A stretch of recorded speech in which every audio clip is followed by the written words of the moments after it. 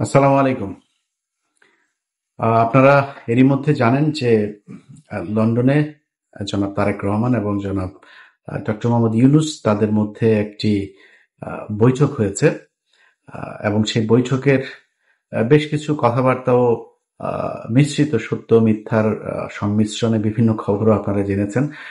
সত্য মিথ্যা বললাম এই কারণে যে আমি কিছু গণমাধ্যমেও কিছু খবর দেখেছি, যে খবরগুলোর ভেতরেও আসলে সেখানে বাস্তবে যা ঘটেছিল তার অনেক কিছুই কিছু জায়গায় নেই আসল তথ্যটা, আবার কিছু জায়গায় অতিরিক্ত অনেক কিছু যুক্ত করা হয়েছে যে ঘটনাগুলো সেখানে আদৌ ঘটে নাই। আপনাদেরকে আগেই আমার ঠিক আগের ভিডিওটাতে আপনাদের জানানো হয়েছিল যে ডক্টর মোহাম্মদ ইউনূস এবং তারেক রহমানের যেই আহ, বৈঠকটি, এই বৈঠকটিতে আসলে অনেকেই ক্রেডিট নেবার চেষ্টা করেছেন এনার মাধ্যমে ওনার মাধ্যমে। আসলে ডক্টর মোহাম্মদ ইউনূসের বৈঠকটা ডক্টর মোহাম্মদ ইউনূস নিজে চেয়েছেন এবং তারেক রহমানকে সেই প্রপোজাল দেওয়া হয়েছে। যথাযথ মাধ্যমে প্রপোজাল দেওয়ার পরে তারেক রহমান সেটাতে সম্মতি জানিয়েছেন, যে কারণে এই বৈঠকটা হয়েছে। এখানে কেউ তারেক রহমান বৈঠক করতে চান নাই, ডক্টর মোহাম্মদ ইউনূস প্রপোজাল দিতে চান নাই, আরেকজন এটা করে দিয়েছেন, এরকম বিশেষ করে দুইজনের নাম না বললেই না, ডক্টর আসিফ নজরুল এবং জনাব মনির হায়দার। তো এনাদের চরিত্র সে আগে থেকেই আপনাদের একটা বিষয় জানায় রাখি যে এরা হচ্ছে দ্বিমুখী সাপ। আপনি মনির হায়দারের কথা যদি বলি, মনির হায়দারকে জিজ্ঞেস করেন, আমাদের যখন পাসপোর্ট নেওয়ার জন্য এই অফিসে ঢুকতে দেয় না, তখন মনির হায়দার এই করোনার মধ্যেও মনির হায়দার 2020 সাল থেকে 2024 সালের মধ্যে টোটাল 3বার, আমার জানা মতে টোটাল 3বার তিনি বাংলাদেশে গিয়েছেন। এর মধ্যে একবারের বিষয়টা আমি জানার পরে আমি আর কনক ভাই ওনার সাথে দেখা হলো, তো জিজ্ঞেস করলাম যে ভাই দেশে গিয়েছিলেন শুনলাম। বলছে তা আমরা বললাম যে আপনি গেলেন কিভাবে, সমস্যা হয় নাই কোনো? সে আমাদেরকে জবাব দিল যে তিনি নাকি মাস্ক পরেছিলেন, তো মাস্ক পরে থাকার কারণে সে তাকে এয়ারপোর্টে চিনতে পারে নাই। তো আমরা মানে বুঝে নিলাম আর কি যে এয়ারপোর্টে মাস্ক পরে তারপরে পালায় যাওয়া যায়। আরে ভাই, যখন জেএফকে থেকে আপনি যখন গাড়িতে উঠবেন, প্লেনে উঠবেন, তখন এই প্যাসেঞ্জারের পুরো লিস্ট ঢাকা বিমানবন্দরে পৌঁছে যায়। তারা তো তখন দেখে কে কে আসছে। আমি ইলিয়াস যদি যাই, আমি কনক সারা যদি যাই, তো সাথে সাথে লোকজন নিয়ে হাজিরায় ধরার জন্য আসো, ডিজিএফআই, এনএসআই, এসবিডিবি, সিআইডি, পুলিশ যা যা আছে সব এসে হাজির হয়ে যাবে ধরার জন্য। উনি মাস্ক পরে চলে গিয়েছেন। তো মনির হায়দার আহ, একজন ডিজিএফআই এর খুবই আহ, প্রশিক্ষণপ্রাপ্ত এবং খুব আহ, সুদীর্ঘকালীন ধরে তিনি ডিজিএফআই এর সোর্স হিসাবে কাজ করেন। তো ধরেন আমার দেশের গোয়েন্দা সংস্থা, আমরা ডিজিএফআই মানে একটা নেগেটিভ একটা ন্যারেটিভ আমাদের চোখের সামনে ভাসে। এর কারণ হচ্ছে তারা দেশের বিরুদ্ধে কাজ করে। তাদের কাজ হলো ভারতীয় গোয়েন্দা সংস্থা ভারতের কোনো আমাদের দেশে করে কিনা, তারা ভারতের বিরুদ্ধে কে কাজ করে তাদেরকে ধরে নিয়ে তারা গুম করে। এটা হচ্ছে আমাদের ডিজিএফআই এই কাজ করে, যে কারণে জিনিসটাই নেগেটিভ। তো মনির হায়দারের সাথে আমার ব্যক্তিগত কোনো সমস্যা নাই। মনির ভাই আমাকে খুব স্নেহ করেন, উনি আমার সিনিয়র ভাই। এখানে আমাদের মাঝে মধ্যে ওনার সাথে দেখাও হইতো, একসাথে চা খেয়েছি, দাঁড়িয়ে আড্ডা দিয়েছি। কিন্তু ওনার প্রতি আমার ক্ষোভটা সেদিন থেকে শুরু হইলো, এখানকার কর্নেল যে মুস্তাফিজ সাহেব আছেন, উনি একদিন এক ভিডিওতে বিষয়টা বললেন যে মনির হায়দার আমাকে এবং কনক সারোয়ার দুইজনকে সরকারের বিরুদ্ধে যেন আমরা কথা না বলি, অর্থাৎ আওয়ামী লীগ সরকারের সময়, এই জন্য ওনাকে দায়িত্ব দিয়েছে ডিজিএফআই। তো উনি এসে আমাদেরকে এই কথাগুলো বলেছিলেন যে খামাকা সরকারের সাথে কি দরকার ইয়ে করার, হ্যাঁ, নানানভাবে একটু এই ধরনের একটু গুছায় এদিক ওদিক করে। তারপরে পরে এই লেফটেন্যান্ট কর্নেল আপনার মুস্তাফিজ ভাইয়ের কাছে পরে শুনলাম যে তাকে তিনি এই দায়িত্বটা দিয়েছিলেন যে আপনি বললে বোধহয় ইলিয়াস এবং কনক শুনবে, তো ওদেরকে একটু যে ওরা যেন সরকারের বিরুদ্ধে এত বেশি কঠোর অবস্থানে না থাকে, আওয়ামী লীগ সরকার আসলে কোনোভাবেই যাবে না। এটা সেই 2022-23 সালের কথা, মুস্তাফিজ ভাইকে উনি বলেছিলেন। এটার পরে আসলে মনির ভাইয়ের প্রতি শ্রদ্ধা ভালোবাসা কোনো কিছুই থাকার বিষয় না। মনির ভাই এমনিতে উনি ওনার একদম ক্যারিয়ারের শুরু থেকেই উনি একজন দুর্নীতিগ্রস্ত একজন সাংবাদিক। আহ ওনার এগুলি নিয়ে কথা বলতে চাই নাই, কিন্তু এখন যেহেতু এই অবস্থা সেই কারণে বললাম। ওনারা একটা ক্রেডিট নেওয়ার চেষ্টা করছেন, আবার ফের বিএনপির ভেতরে যে তারেক রহমান আমি তো আপনার জন্য অনেক কিছু করছি এই সেই এরকম বুঝায় টুঝায় এদের সাথে একটা খাতির জমানোর চেষ্টা করছেন। তো এই ধরনের কিছু মানুষজন আছে যারা কিনা এই বৈঠকটা করার ক্রেডিট বিভিন্ন জায়গায় নেওয়ার চেষ্টা করছেন। এরকম কোনো কিছু না। তারেক রহমান রাজি হয়েছেন, ডক্টর মোহাম্মদ ইউনূস তাকে প্রপোজাল দিয়েছেন, এবং আমি আগের ভিডিওতে বলেছি যে দুইটা পক্ষের কেউই ছোট হয় না এখানে। আমার এরকম একটা বৈঠক হওয়া দরকার ছিল।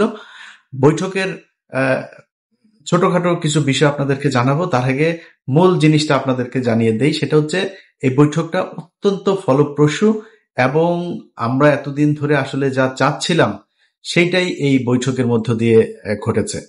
এর মধ্যে একটা জিনিস হয়েছে সেটা হচ্ছে যে নির্বাচনের যে তারিখ ডক্টর মোহাম্মদ ইউনূস গেল কয়েকদিন আগে বলেছিলেন যে এপ্রিলে নির্বাচন হবে, সেই জায়গা থেকে সরকার সরে এসেছেন, এবং যেটা হয়েছেন সেটা হচ্ছে ফেব্রুয়ারির, আমি যদি নাকি একদম ডেট বলতে বলেন তাহলে ফেব্রুয়ারির 12 তারিখে আমাদের পরবর্তী নির্বাচন হবে। 12 তারিখ কেন? সেটা হচ্ছে যে কোনোভাবেই রমজানের আগে চেয়েছিল তারেক রহমানের পক্ষ থেকে নির্বাচন, এবং যেহেতু রোজা শুরু হচ্ছে ফেব্রুয়ারির মাঝামাঝিতে 16 অথবা 15 তারিখ, তার আগে 15 তারিখ এর আগে একটা বিতর্কিত নির্বাচন হয়েছিল, যে কারণে ওই তারিখটাকে করা হয়নি। তার আগে আবার শুক্রবার শনিবার এরকম কিছু বিষয় আছে। তো 12 তারিখ সম্ভাব্য তারিখ এখন পর্যন্ত আমার কাছে থাকা যে তথ্য সেটা। তো এই বৈঠকের এটা হচ্ছে মূল যে জিনিস। তো এইটার পরে যে কেউ যে কাউকে জোর করে বলেছে যে, বা ডক্টর ইউনূস বলেছে না আমরা ফেব্রুয়ারিতে করব না, মার্চে নিয়ে যাব, এরকম কোনো কিছু হয়নি। ওনারা এটা বলেছেন, উনি বলেছেন ঠিক আছে কোনো সমস্যা নেই, নির্বাচন এইভাবেই হবে। এখন এত ফলপ্রসূ একটা কেন হইল, এটার কিন্তু কিছু কারণ আছে। এই বৈঠক করানোতে কারোর ক্রেডিট না থাকলেও বৈঠকটা যে ভালোভাবে হয়েছে এটার কিছু ক্রেডিট কিছু মানুষের আছে। সেটা হচ্ছে কিছু মানুষকে এই বৈঠকে না রাখাটাই হচ্ছে সেই ক্রেডিট। এখানে যদি সালাউদ্দিন থাকতো তাহলে প্রথমেই মনে করেন যে ডক্টর ইউনূসের সাথে তারেক রহমানের গ্যাঞ্জাম বাঁধানোর জন্য যত কোশ্চেন সেটা সে করতো। এখানে যদি আমির খসরু মাহমুদ চৌধুরী থাকতো, এখানেও একটা গ্যাঞ্জাম বাঁধাইতো।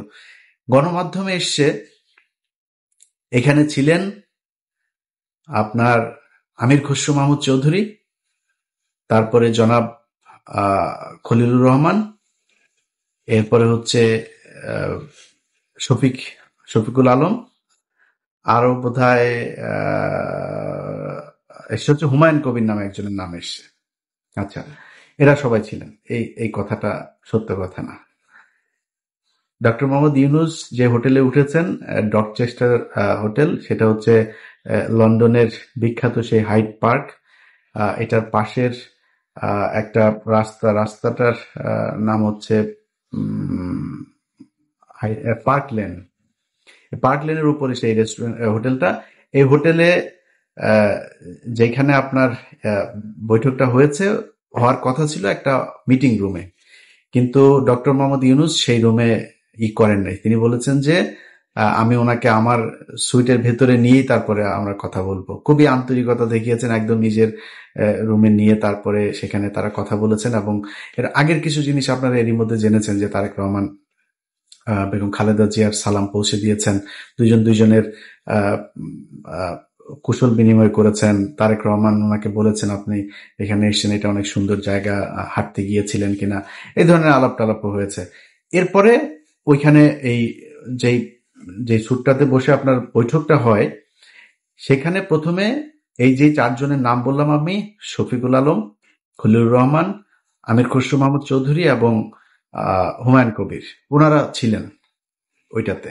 এটা সত্যি কথা, ওনারা ছিলেন। এবং ওনাদেরকে ঠিক 10 থেকে 15 মিনিটের মাথায় ওনাদেরকে চলে যেতে বলা হয়, এবং ওনারা চলে যান। চলে যাওয়ার পরে 1 ঘন্টা 15 মিনিট জনাব তারেক রহমান এবং ডক্টর ইউনূস একটা বৈঠক করেছেন। সেখানে কেউ ছিল না, একজন মানুষও ছিল না। এটা যেসব গণমাধ্যমে বলার চেষ্টা করা হচ্ছে, এটা কিছু কারণ আছে বলার। ধরেন আমির খসরু মাহমুদ চৌধুরী এখন মানে বোঝানোর চেষ্টা করবেন যে তাকে তারেক রহমান পাশে নিয়ে বসে তারপর ইউনূসের সাথে বৈঠক করেছেন, এটা একটা ব্যাপার।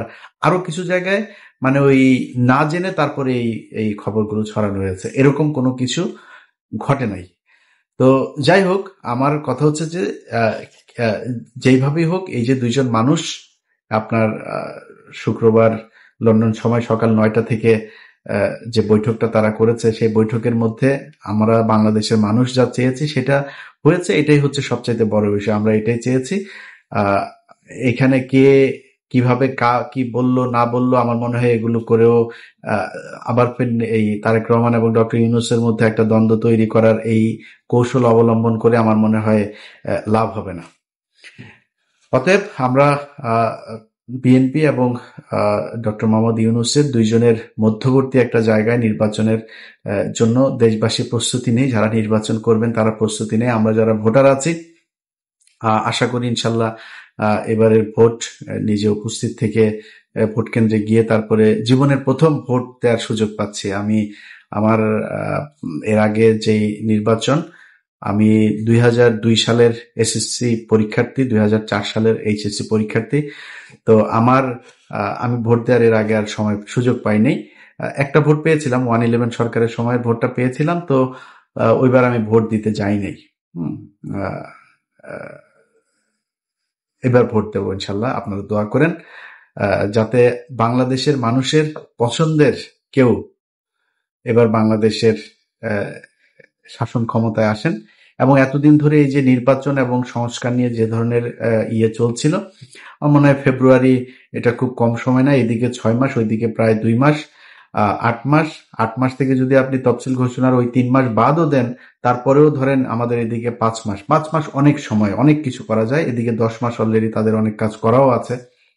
সো এই যে 10 মাস আর 5 মাস 15 মাসের মধ্যে যে যে কাজগুলো প্রয়োজন, এবং আমি এখনো আমার আমার আমার আমার খুবই এটা মানে চাওয়া থাকবে বর্তমান সরকারের কাছে যে নির্বাচনটা কিভাবে হবে, 5 বছর পর পরের সরকার কিভাবে আবার আহ, ক্ষমতা হস্তান্তর করবে, কাদের কাছে করবে, সেটা কি দলীয় সরকার থাকবে নাকি আগের মতো তত্ত্বাবধায়ক সরকার আসবে, তত্ত্বাবধায়ক বা এরকম আলাদা কোনো সরকার ব্যবস্থা হইলে সেটা কি ব্যবস্থা হবে, এরকম একটা একদম সুনির্দিষ্ট সবার সম্মতিতে সবার ঐক্যমত্যের ভিত্তিতে একটা আহ নিয়ম যেন করে নিয়ে যায়। আমি ওই অনেক মানুষই নির্বাচনের কথা বললো গালাগালি করে, আবার সংস্কারের কথা বললো কিছু মানুষ গালাগালি করে। ভাই, আমি মাঝামাঝি আছি।